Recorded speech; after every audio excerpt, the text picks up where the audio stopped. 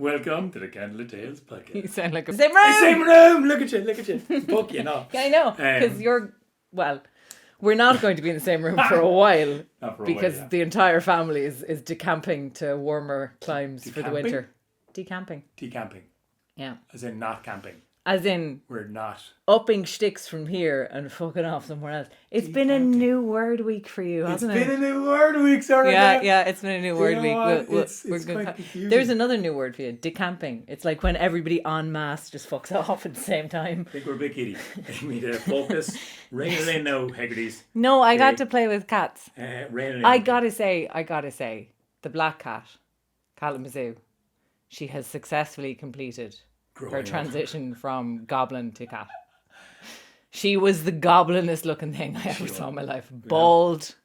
We have to put up photographs of the goblin cat. Bald, skeleton, weird head, little rat face. And now she's just this silky black cat. Yeah. That remembers. Fed very well. She remembers give me boop. I hold my finger up and say give me boop and she boosts my finger. Yeah, okay. Well, we're going to be doing lots of mythical cat stories next year. Are we? We are. Remember the little link up with the podcast in the UK? But that's we're getting ahead of ourselves, lads. We are here to talk about the last 4 episodes of the Candlelit Tales Podcast. And usually we do story, post-show. We kind of fuck with the rhythm of this a little bit. Yeah.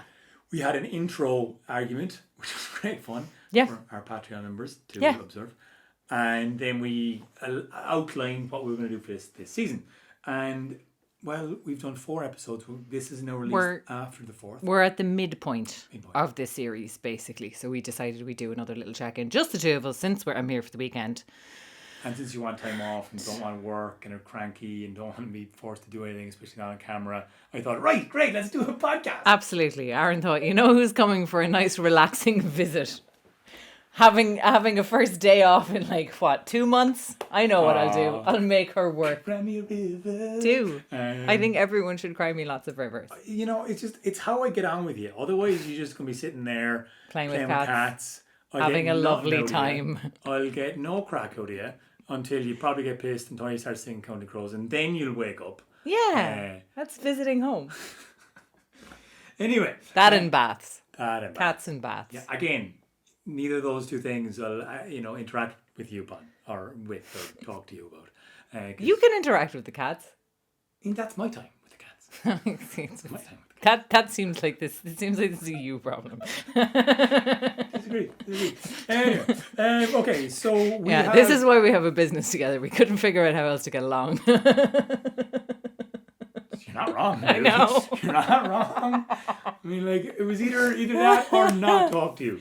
Well, I mean, it was that or I was going to get into sports, and that was never going to happen. So, we needed some common ground. Yeah, I met you halfway by doing the thing that fascinated you the most. Yes, you did. I think that's over halfway. I think that's a lot more than halfway. I mean, you got pretty into it, I think. I got into it. I got pretty into it. You caught it. It's contagious. It's very contagious.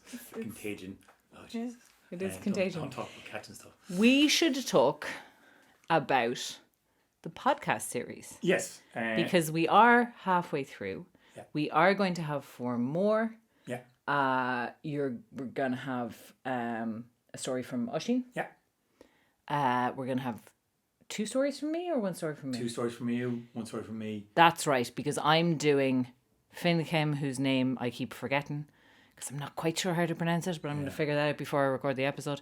Sure. Conal Carnock's mum, who's got a really interesting story. Cullen's aunt, I guess.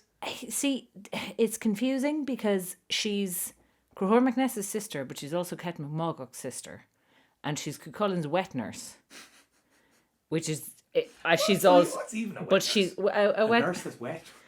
A nurse that gives you breast milk. Try off there now, love.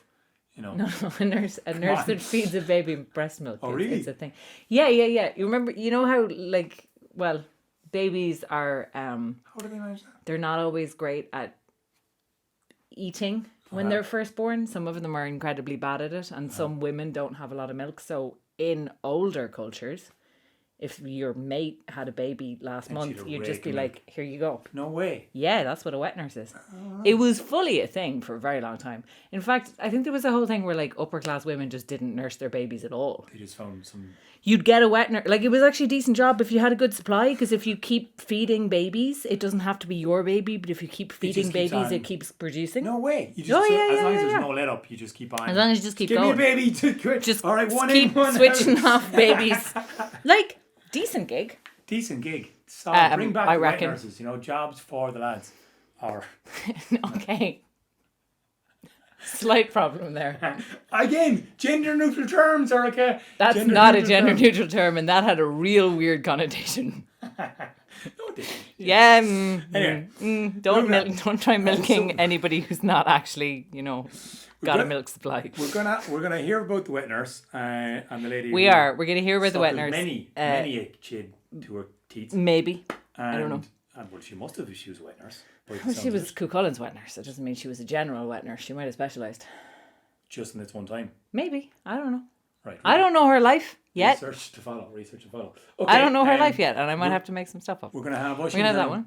Finiver. Yes. And he's told me a lot about that. I've had a lot of discussion with him about this. Yes. It's going to be kind of a voice in the head type thing. It's going to be very cool. It's going to be very cool. Oisín has some mother issues, let's face it, and he wants to get them all out in this podcast. He sincerely related to Finiver and having a mother like Maeve, and really seems to have a lot of insight into it. So he's going to get that out of his system, which will be fun. Which is I'm looking forward to it. My kind of only jealousy of Emer / That's just right. Emer is battle rage. Yeah, which I'm going to stick it up on Patreon and ask for a bit of feedback, because you know what, I was able to kind of do a first person perspective for Frucht in the last episode. And when I went to do the Emer one, a woman's rage is quite, unknown to me, and so I found it harder to... Find that hard to believe. Sorry. You've inspired a lot of female rage in your time.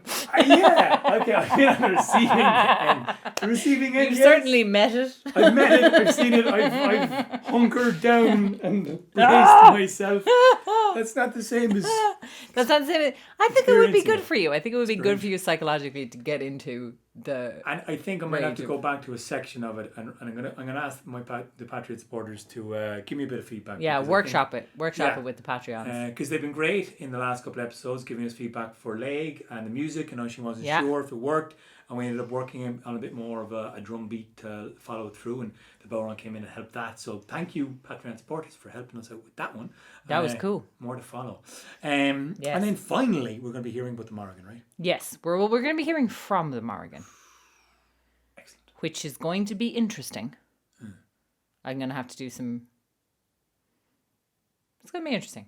I'm just going to have to be a little bit careful. Okay. Yeah, I would... I just need to be a little bit careful. I mean, this, For sure. It's a dangerous one to be... Well, you tap into these kind of energies, and we'll talk about that a little bit, about tapping into the different stories and tapping into the psychology of mythic characters. And if you're not careful, you forget to fucking tap out. Yeah. And then the next thing you know, you're decking people on the Lewis for looking at you wrong and just all over the place. Not that you do that. That I would do that. No. It was actually something that was very carefully handled, and that presumably will be again, and is still being done over Zoom by the team at Bard Mythologies, because taking a kind of a Jungian perspective on the myths and doing a lot of sort of getting into the role and the role play of the mythic characters. They're always really very careful about separating when you're not in the hall. You're not taking in that space. You de-character before you kind of leave. Yeah. So I just kind of reminding myself, to be honest. Yeah, no, it's good reminder. And as well, I think it's actually worth kind of, I don't know if people have ever found this. I've certainly found it when I listened to you telling which we'll talk about in a bit, the ungentle story. I've certainly felt I went into that character just from listening to it. And you kind of get immersed into that kind of perspective. And well, that was one of the reasons we started this Battle Rage series. We really wanted to get into the kind of psychology behind the actions, opposed to just narrating the actions and the consequences. Yes, because the psychology can be... New word? Obfuscating. No? Almost. Aron found a new word. Somebody left us a lovely review on YouTube, which was lovely. And Aron sent me it in a message going, "Is obfuscate a word?" And I said yes. So new word for Aron. Obfuscate, and it was left by Robert Viscusi. I'm sorry if I've said that wrong. Viscusi. Don't. Excuse me. I apologize even more. Scusi. I hope he's laughing at this. And thank you. Yeah, Robert, let us know if you hate us now. Yeah, Sorry. No, it was actually an exceptionally well written review. It was a lovely review. It was like a proper review comment on YouTube. And great. You taught me a word, obfuscate. I didn't know. You're saying it like extremely wrong. It's obfuscating. No? See, damn it. This is the point at which I'm not sure if you're trolling me or not. Me? I never do that. I know. Never. It's a bit like when you started saying indubitably. Indubitably. Instead of indubitably. Yeah, it was just better. And it definitely started as a mispronunciation. I was like 4. You were 14. There was a 4 there. Indubitably, my dear Watson. Right. Yeah, wisdom. Ways to wind up your sister. This is just becoming a podcast about how to wind me up, actually, isn't it? It's very good. That's why hey, look, I said I met you halfway. You're giving away all of my secrets. Into myths, but I'm going to take the piss out of you and really annoy you with a lot of mispronunciation. I think that's fair. That's you can come to sports and mispronounce all the players' names if you want to, but then you have to really get into the sport. Is it worth it? That doesn't sound likely. That doesn't sound like me. It doesn't. But hey, I want to go back to Robert's kind of observations on this episode, because I guess what we've always set out to do is research, analyze the stories, get into like figuring out what we need to infer or figure out to have a stepping stone, a logical stepping stone as to this happened and the consequence was this. What happened in the middle? What's the personal relationship? Well, yeah, and what's the motivation? Like we've always done a lot of kind of character work with the myths and with the kind of the storytellings anyway, and kind of try to look at it in terms of like, absolutely. Well, why? Okay, he picked up a tree and hit everybody with it, but why did he? What kind of a person thinks that that's a good idea? Let's work backwards, And it's interesting to kind of do that sort of work. So it was really nice actually to get that comment from Robert, because I think he kind of nailed like what we were setting out to do in the series. Yeah, which was lovely to see, because it was like so that was nice to see. I talked to you literally just before going in and recording that episode. And it was like we talked about for about an hour, just kind of over and backing Leigh as a personality, as a person who kind of fascinates me as the only person who Cullen was friends with, some way kind of, I don't know, like a desire for him to be or have status and be seen but not compete with him, because he was brilliant with horses and Cullen didn't need to be. Yeah. And so they just so help each other out. And it was a kind of, I think, just that difference of relationship where like this was a fully collaborative partnership. Like this was the lead singer and the guitar player. They were not competing for attention. Whatever one of them did reflected well on the other. Yeah. Unlike Almost Famous, the movie where the lead guitarist did piss off the lead singer. This is what happens when the band falls apart. He says. Yes. Good. But Leigh and Cullen famously did not fall apart. In fact, technically they died. Well, but they died. They died on the same day. Yeah. Minutes apart. That's the opposite of falling apart. Yeah. That's like the gold standard notebook ending of a relationship. I mean, I just fall dying back really quickly. Yeah. within minutes of one another. They did it well. That's it. But at the same time, the whole series is battle rage. When do people get pissed off? Yeah. And when does the halo effect, that idea of this amazing person that's brilliant at everything, and so therefore you assume they're brilliant at absolutely everything. They seem to be, and then all of a sudden the halo gets shattered and you see a kind of a bit of a prick, a bit of an asshole. Well, like I think it's just that thing as well. Like, a little bit of a dickhead, but also just that thing of like, oh, the huge letdown. I think it's interesting when you're let down by somebody who's actually behaving quite reasonably. Do you know what I mean? And I think it's something that probably most of us have experienced, where you have an idea of a person and you're like, this is amazing, this is great, this is going to be my best friend, or I'm going to marry this person, or maybe it's a mentor or a parent or something that you have this like big shiny heart eyes emoji feelings towards. And then they show you that they're human and they're fallible.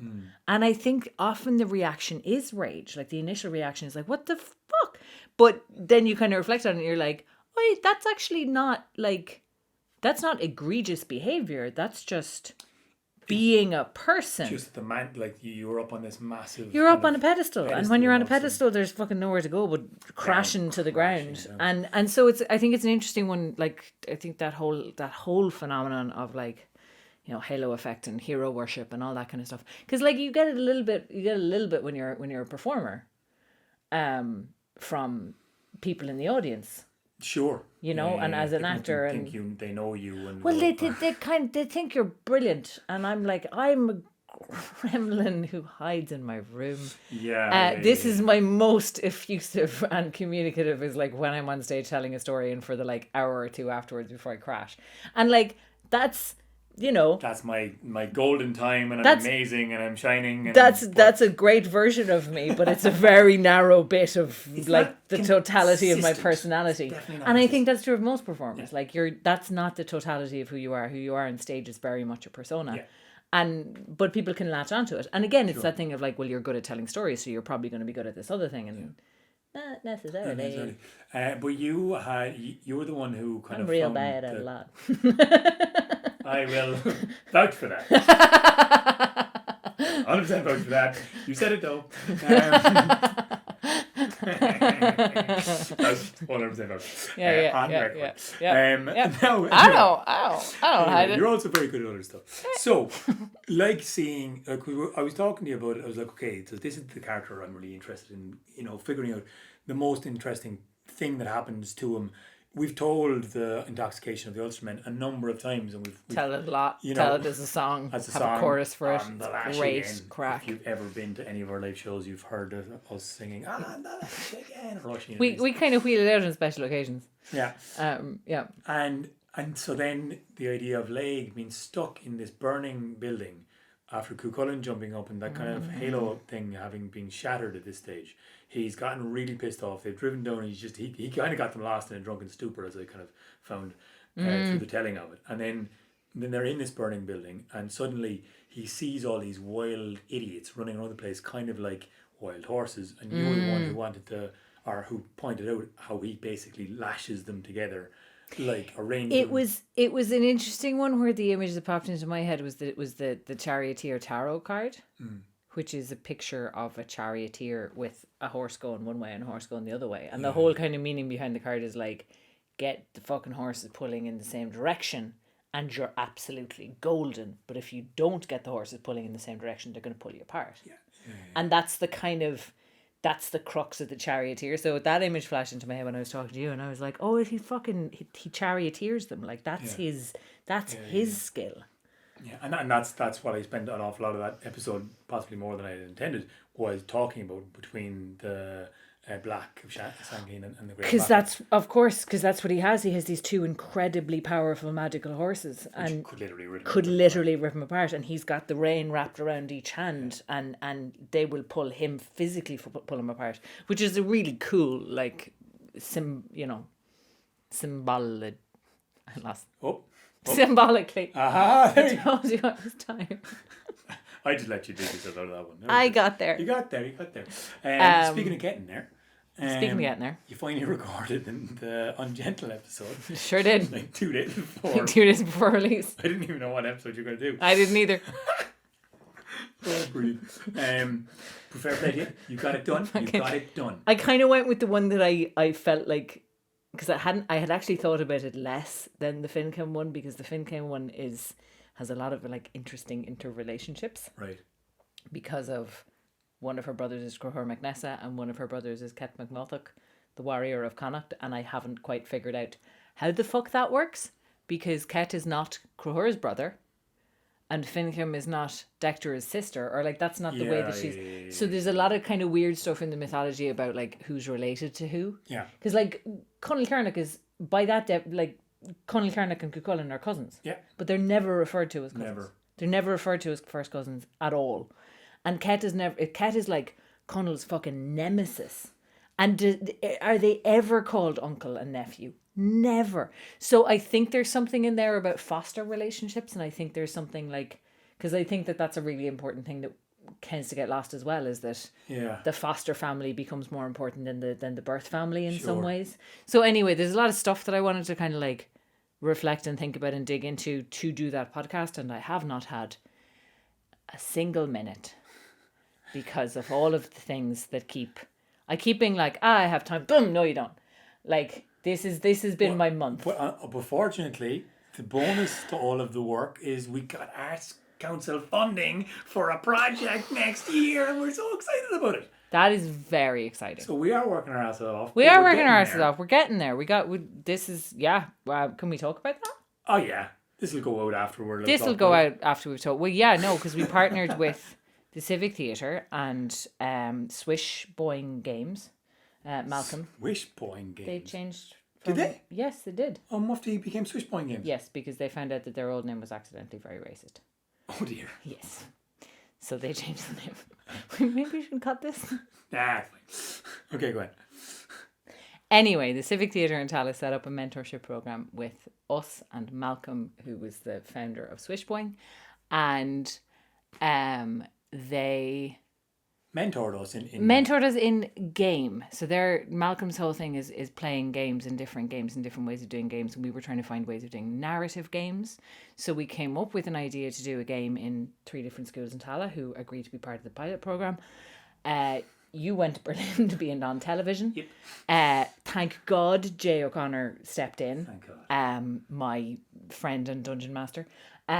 That sounds really weird. Out of context. It's a D&D reference. But yes, it actually did. I heard it. I said it and then I heard it. Oh my God. Anyway. What the hell? Dungeons and Dragons Game Master. Just clarify that again. I think we all need to hear it out loud.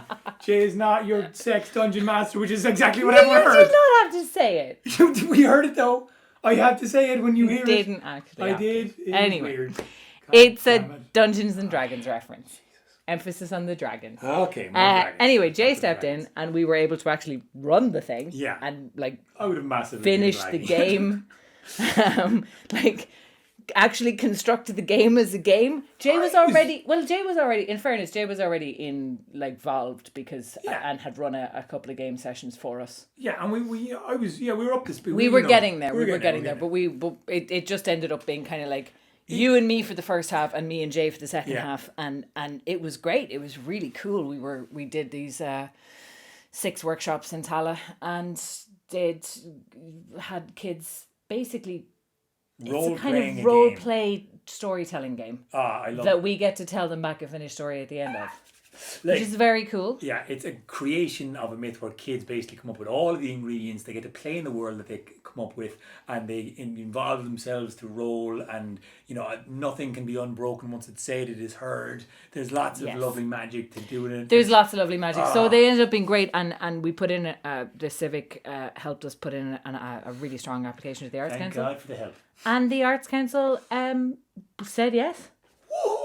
Which is fantastic. We haven't received funding before. This is the first. Well, we have. No, I don't think we've ever gotten from the Arts Council. Not the Arts Council, no. So it's kind of a big thing. It's pretty cool, and it is a first because it's also kind of like this is not really a thing that anybody else is doing.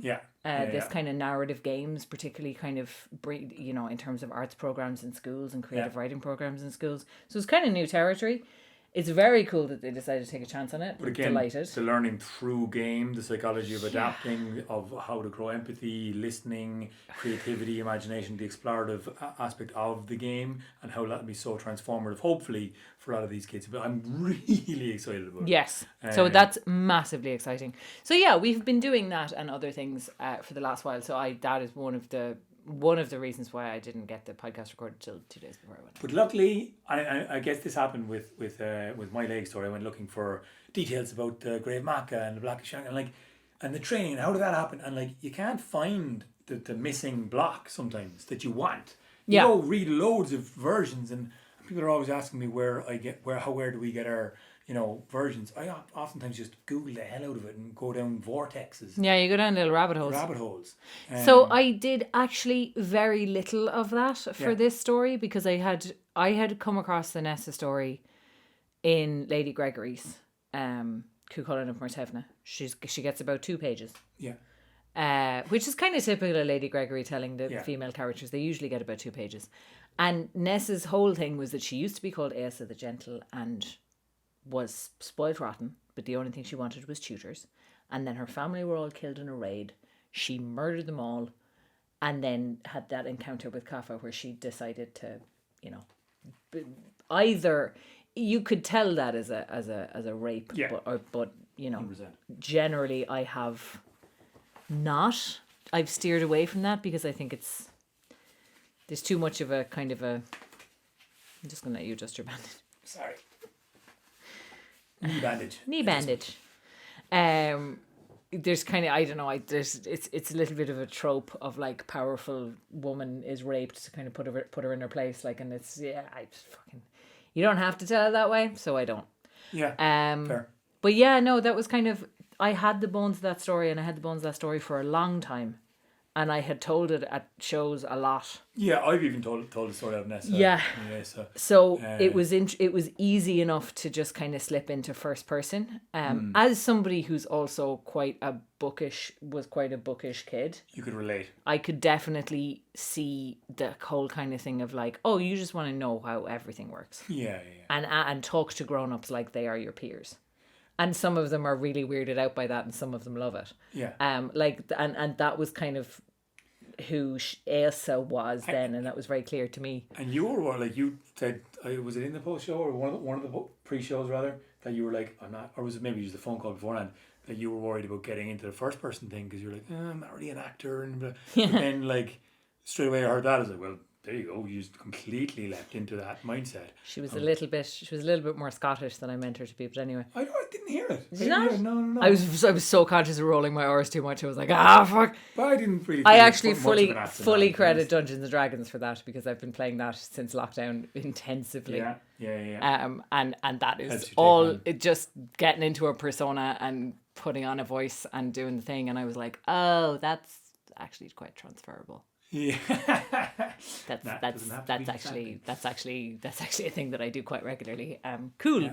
So that was it was easier than I thought it was going to be. And the big flip point in that story, I was listening to it before the music actually got put onto it, to talk to Oisín about it, and like the point where she goes up and kills the first man that she's ever killed, where she sees him, and for me now it was just like I really fell into like that, hearing this person going through this dramatic shift, this kind of world view changing of her view on men who had been scholarly and kind and gentle to her all her life, until massive violence, a huge trauma, and suddenly it completely flipped and she could not trust men ever again. Which is kind of, I mean, I was actually talking to our mother in the car, on the way back from the train, because a guy had gotten onto the train and wasn't wearing a mask. Oh, yeah. And he was quite a fit, young, athletic guy. And there was an older woman sitting across from me looking like increasingly nervous. So I was kind of getting ready to say something to him. And it took me a minute to get ready to say something to him. Because as I said to her, men are kind of like a box of chocolates. You don't fucking know. You don't know. And if somebody's already got one very strong antisocial signal of I'm not wearing a mask, you don't fucking know. So there is a little bit like, that's very much, and I think that's really hard to hear for a lot of men who are like, well, I would never, because of course you would never, but you look exactly the fucking same as the other ones. So there's this whole like, that is, I think, very much a thing in the world and in the culture that I didn't actually notice that it was in the story as strongly as it was until you said it, but I was like, oh yeah, no, of course it is, because I also think that was probably something that was a big thing for, again, this is me telling the story as somebody who grew up surrounded by wise, kind, lovely men who were lovely to me, and sang songs and tickled and everything very wholesome and lovely, and you know, Uncle Clive and Uncle Owen and all of our lovely family friends and father and all of the male influences in my life being very, very good and wholesome when I was a kid. And then there is definitely a moment, and I think this is a moment for a lot of women who are raised in households by men who are much more enlightened than the general culture. Because you then walk out into the world going, this is great, we're all equal, everyone told me so. And that's not the world. And then it only fucking takes one encounter like that for you to go, oh shit, that's not the world. And like and I mean, obviously, like for you know, this is a very heightened version of that, where she sees her whole family fucking murdered and torn to pieces, and I left it kind of vague and horrible enough, but I think there is that kind of thing of like, here's a stranger. You know, for me, I see a stranger on the train, and I have to take a moment to say, okay, how am I going to approach this? If he's going for a mask, I'm not saying anything. If he's going for a beer, I'm going to go find a staff member, because I'm not going to fucking... Because I don't know. Do you know what I mean? Like those little equations that you're doing all the time. But it's listening to it as a man to have that jarring moment of, oh, fuck. Because I remember having a moment of this in Galway where I kind of like sidled up to a very pretty lady and going, oh yeah. And or something, you know, like that was about as good as my shadow planes were.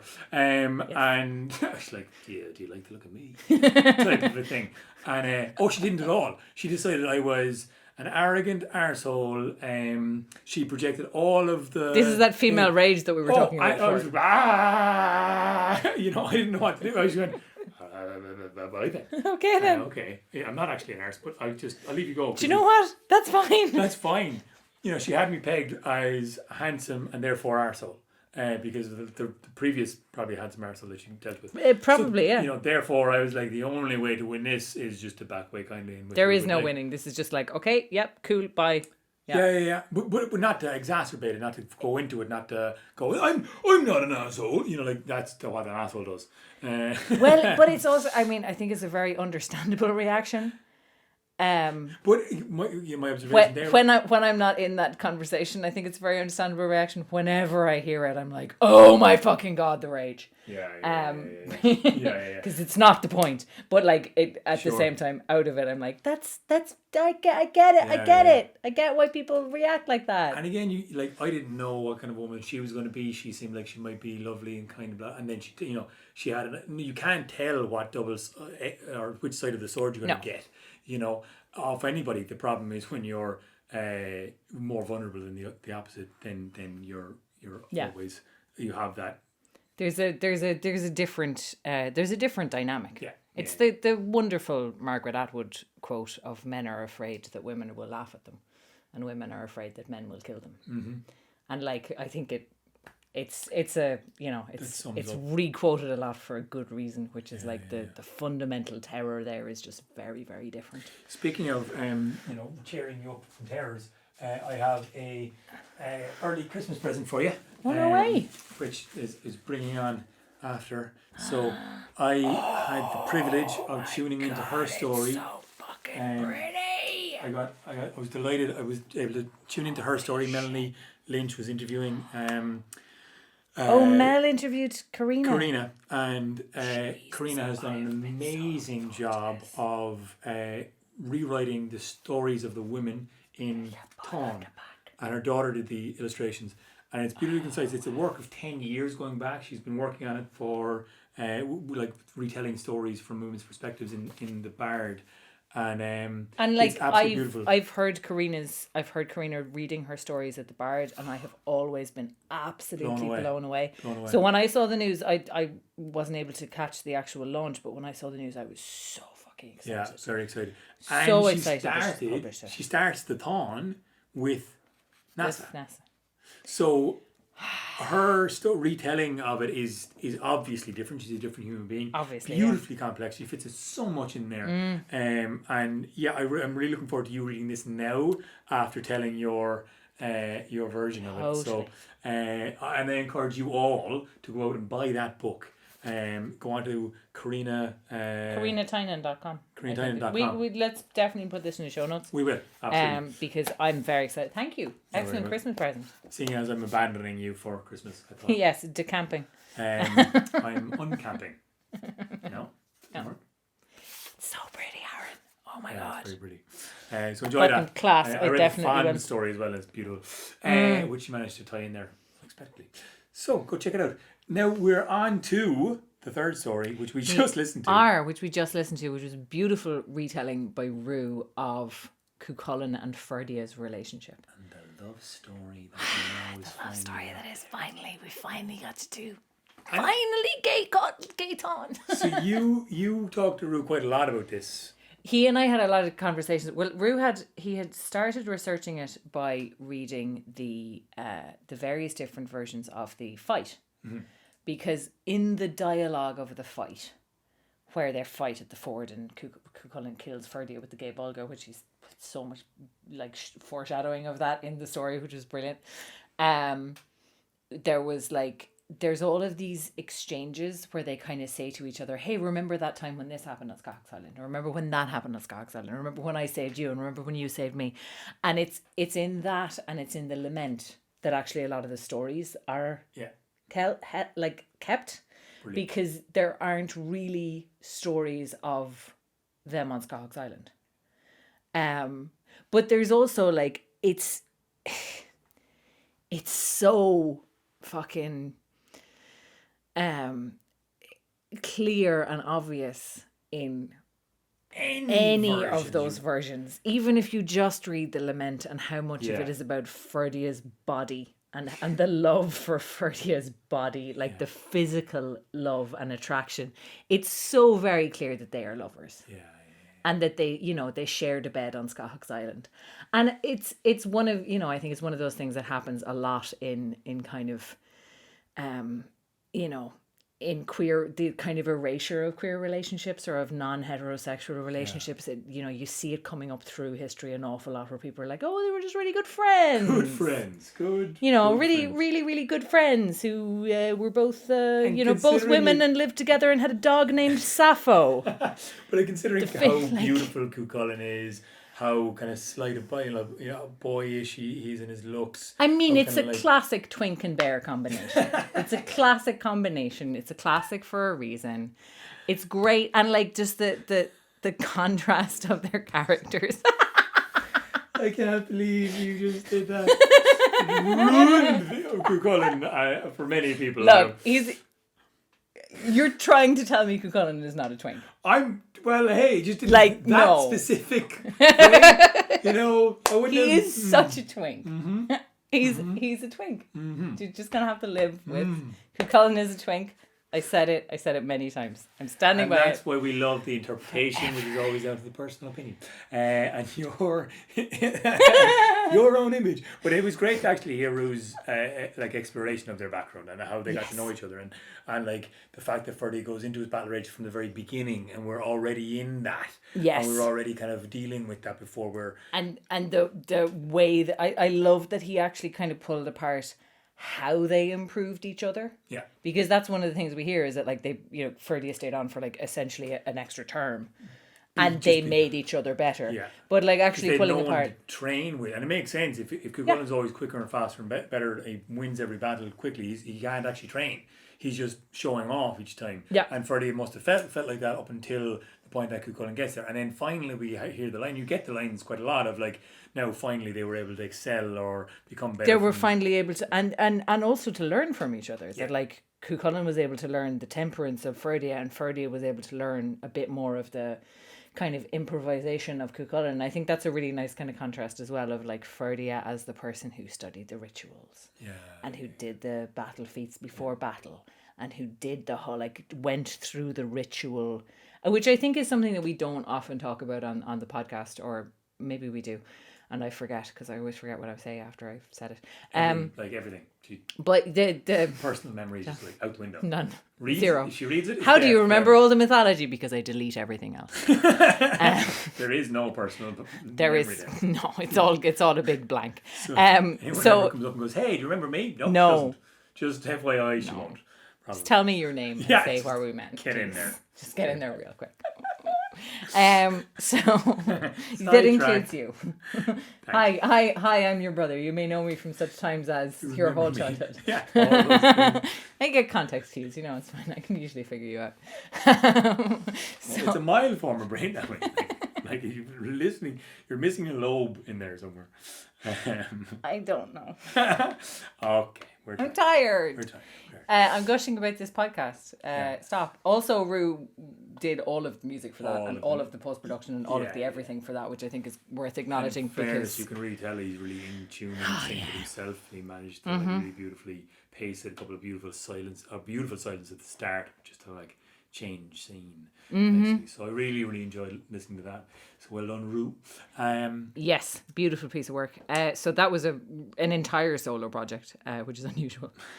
Because Oisin's laptop melted. And then so did Aaron's. Patreon, and also mine. And then the Patreon supporters came through. To the rescue. At the start of December, when the money came through, Oisin was able to go and buy himself a new laptop. And now we're back in production mode, people. We are. Thank you, if Patreon I supporters. Get another beautiful people. Thank you, Patreon supporters. God, so our last podcast that we want to talk about is one of the Battle Ragiest of the Battle Rage series. The most, and again, similarly to your Ungentle story, I didn't really think this one through until I was like, right, you know what? I'm kind of pissed off. I need to do something creative. I need to use this energy, and we've told the bull story a gajillion times, and I wanted to do it from Frucht's perspective because, I always loved the bull story. And what was that name? Frucht. Okay, because there's Rucht and there's Frucht. Sorry. Frucht. And you put them both together just now. From Frucht's perspective. Jesus. I'm also very tired. So, Frucht. Yes, you did the Frucht one, and he was the Cork man, wasn't he? Well, yeah, he's both Ari. He's basically. Yes. He's the Munster fella. I think I gave him a bit of a Kerry twang, but I wouldn't. Just kind of a country-esque kind of Munstery. Yeah. Munstery. And it was interesting because we started off the Battle Rage series by having an argument. We sure did. About what the hell we were doing, because we had a phone call and we didn't listen to each other, and then. Somewhere through that, I ended up having a really long, drawn-out, annoying argument with a very close friend of mine, and it was just one of those things that just became annoying and it was waking me up thinking about it. And it's fine; it's resolved. It's lovely. We're on good terms now again. But before we had kind of gotten to good terms, I was like, oh yeah, that's why this is so fucking annoying. And it's mythic in a way when you get into an argument with a very close friend, because you end up, you're so hurt by it. And you're so annoyed by it, and it's under your skin so much that I was like, the only way to actually release it was ultimately to get into character and I recorded it all pretty much straight away in one go. There was no edits, there was no, and what I found through it was that he, instead of trying to resolve it, instead of trying to, okay, listen, I hear you, let me just, was the fact that they both essentially prayed to the Morrigan and called upon the Morrigan to give them strength, and she gave them all the battle rage they wanted. Yeah, which I think is like I think it's really interesting because I often talk about this in terms of the positives of rage, because I think rage and anger is often kind of classed as being like a negative emotion, and I actually don't think emotions are positive or negative. I think they're information.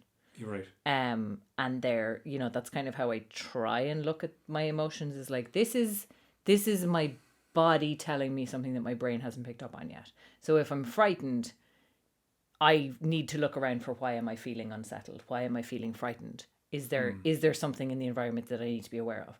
Like, and the same thing with rage, because for me, like, rage is what comes up when you're feeling threatened. It's one of the things that happens when you're feeling threatened, or you're feeling boxed in, or you're feeling when something isn't right.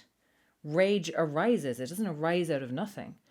But then it's a really interesting emotion, because I think the reason that it's thought of as negative is that it's, first of all, very, very powerful. And so if if you're not trying to mitigate it or you're not trying to channel it in any kind of a way, it can be really destructive. And like, I you see rage coming up. I think it's really interesting the way that rage comes up, because especially in close relationships, like, we're pretty good at saying to each other, hey, I'm feeling some anger now. Happened just before we did this recording. Yeah. Literally, I just had a wave of irritation. Yeah. Here is why. Okay, here's where I'm coming from. Okay, I hear you. Okay, we're going to take a breath. Okay, we're going to record. Yeah. Like, that's how that went. That's generally a lot of the time how our arguments about things go. Sometimes one of us won't express it for a while. And then, because I think that's what happens as well. When I was on the phone to you, was it last week? I was trying to tell you about the thing. Yeah. And I totally misunderstood because I was fucking exhausted. And so I just went, okay, it's in the link. It's Read it and get back to me when goodbye. Goodbye. Exactly. We're done. We can't have a productive conversation. I need to go scream into a pillow or something. So this is like, I think it's rage for me comes up really strongly when it's people who are close, and or when you've been swallowing your irritation for a while.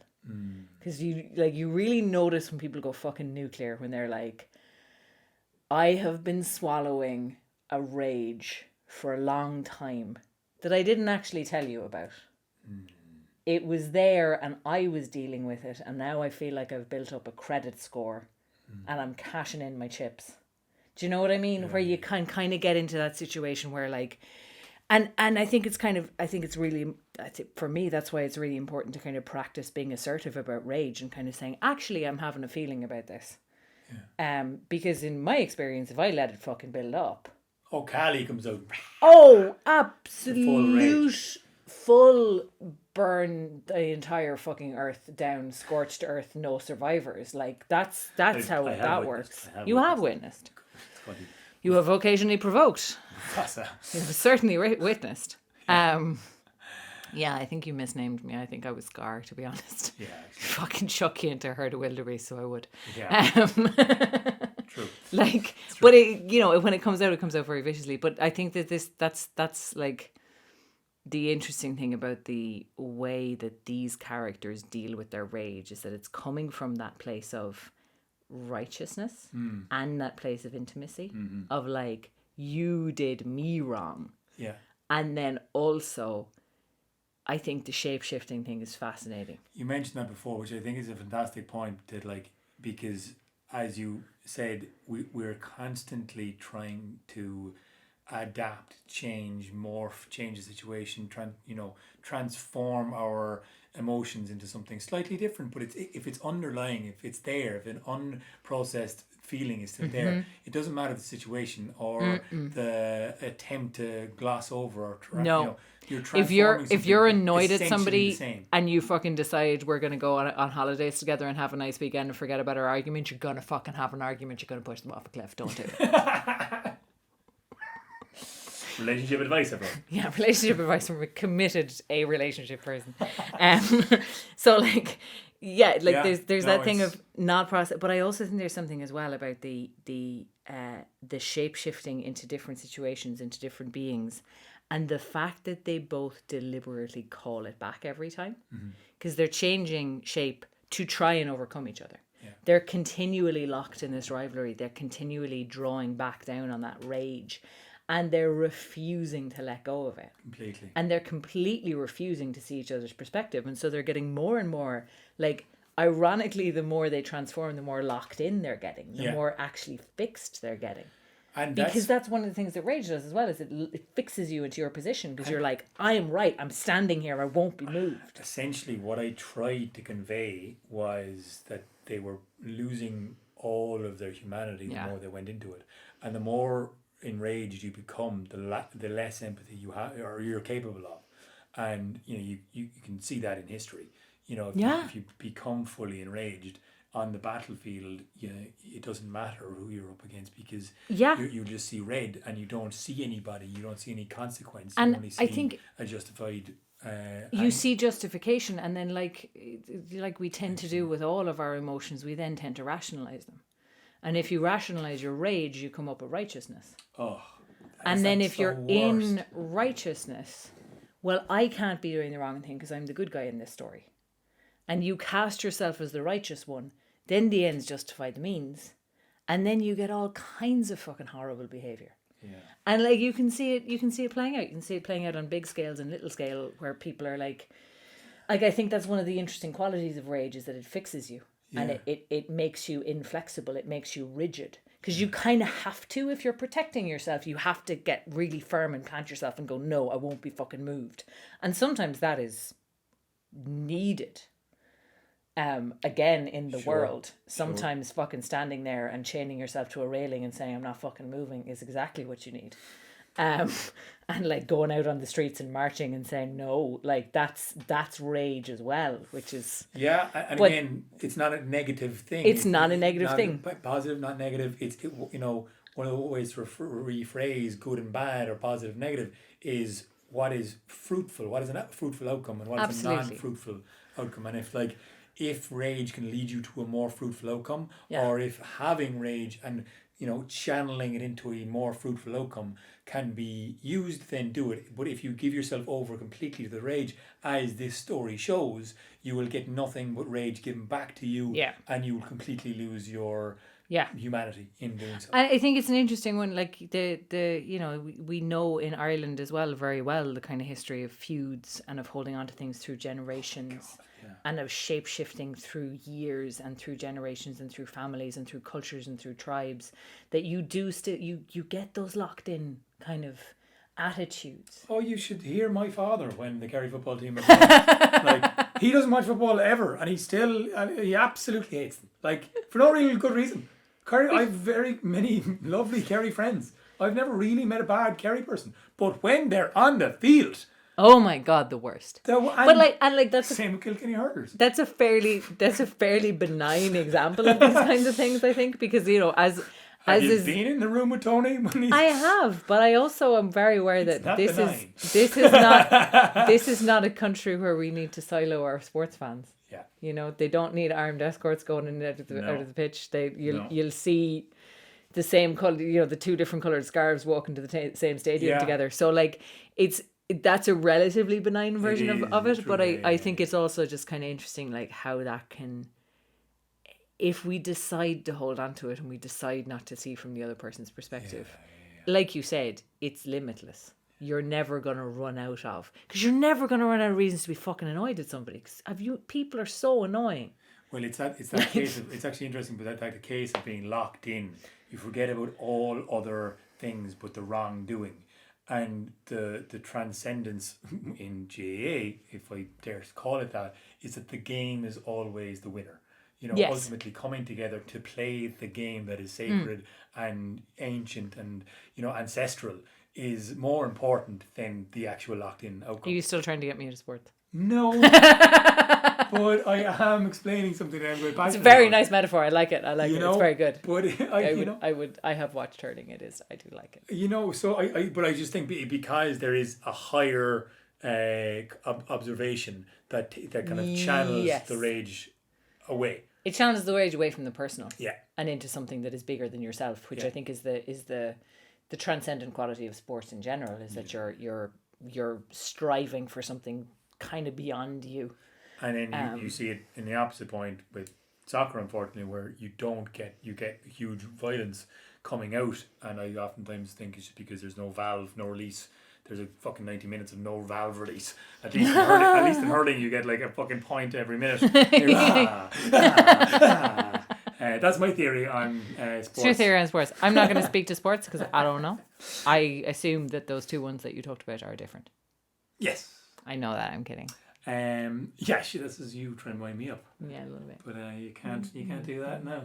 No, you've got all your rage out of your system into this podcast. You can't obfuscate the situation. No. Damn it! I didn't care. That was again mildly on purpose.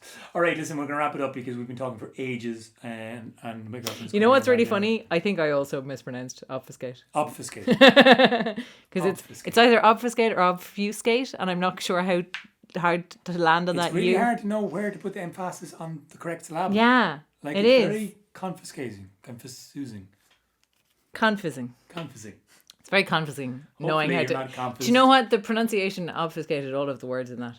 So there you go. Using a sentence. Hey! Bring it home! Nailed it! Boom! See? We're not stupid. Don't say that on the internet. Somebody will fucking quote you on that. Now, listen guys, we're going to wrap it up. Thank you very much for listening. Thank you very much to our Patreon supporters who've gone to patreon.com/candlelittales and thrown us a little few bob or the price of a pint. If you have it in you, you know, we're not doing live gigs for a while. We appreciate some We appreciate change. the bobs. And you know, if not, a share, a like goes a massive way. A comment. Commenting on that stuff is actually, the algorithms fucking love it. So feed the algorithm first. Very nice to hear from you. Yeah, If it you is have any lovely to hear questions, from you.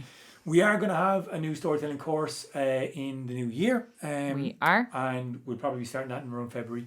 We don't know yet. We're gonna have to look. We're gonna have to look at timelines because remember that big whack of funding we got. That's going to be taking up Get some in time. touch. There are people who've been gotten in touch with us about the arc of storytelling. Yes. We've also been requested to do a more condensed version of that, so we might be doing a We master might be doing class a masterclass. of that as well. So keep an eye on the website. Yeah, keep an eye and on let the us know which you would prefer. Yeah.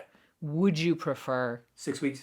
a 6-week storytelling course with a performance at the end, or would you prefer Truncated. a truncated masterclass, real intense? What, one weekend is what we're talking about? Yeah. We're Let us know. excited about doing workshops as well. You've done one recently on I did a great transition year workshop in Tipperary, and myself and Oisin went down and did a public speaking storytelling workshop. Fantastic. Which was class. More of that, and we have on the lines with And we also did the Wide workshop. Awake. Did we talk about the Wicklow workshop?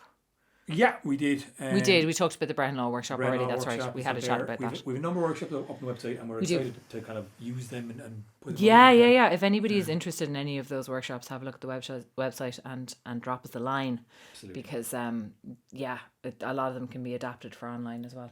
Yay. In the current environment. Look, let's be looking forward to the next story, which will be Colin Cairns' mum. Finkim, if I Finkim. ever fucking figure out how to pronounce her name. Great stuff. Thanks very much, and see you next time. Slán. You.